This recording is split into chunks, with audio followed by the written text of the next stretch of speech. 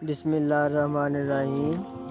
یہ ایک بھائی صاحب نے سوال بھیجا ہے کہ اب مولوی لوگ شور بہت مچاتے ہیں کہ فنا اور بقا کیا ہے۔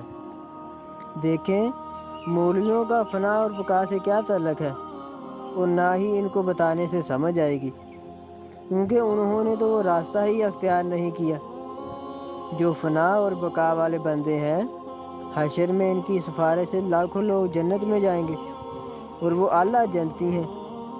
مولوی، یہ جتنے بھی 72 فرقے ہیں، یہ سارے دوزخی ہیں۔ بھلا ان کا ان سے کیا تعلق ہے؟ یہ تو خود دوزخی ہیں۔ نبی علیہ السلام نے فرمایا ابن ماجہ میں کہ میری امت کے 72 فرقے ہوں گے، سارے دوزخی ہیں۔ اللہ تعالیٰ قرآن پاک میں فرماتے ہیں سورۃ بقرہ میں، یہ جتنے بھی حافظ قاری مفتی ہیں، یہ سارے دوزخی ہیں، اور ہمیشہ ہمیشہ کے لیے دوزخی ہیں، یہ کبھی نہیں جنت میں آئیں گے۔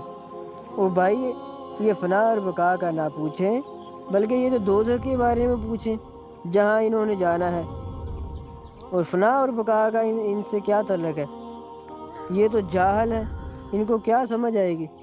نبی علیہ السلام نے فرمایا کہ جس نے کسی سے بیعت نہ کی، وہ جہالت کی موت مرے گا۔ اب جو جہالت ہے، یہ کفر سے بھی بری چیز ہے۔ تو یہ جو مولوی 72 فرقے ہیں، انہوں نے کس سے بیعت کی ہے؟ الٹا مخالفت کرتے ہیں یہ۔ اور جو فرقے بیعت کرتے بھی ہیں، وہ بھی کسی اللہ کے ولی سے بیعت نہیں کرتے، بلکہ اپنے گمراہ مولوی سے کرتے ہیں۔ بھلا ان سے کیا فائدہ ہوگا؟ پہلے بھی وہ دوزخی تھے، اب بھی وہ دوزخی ہے۔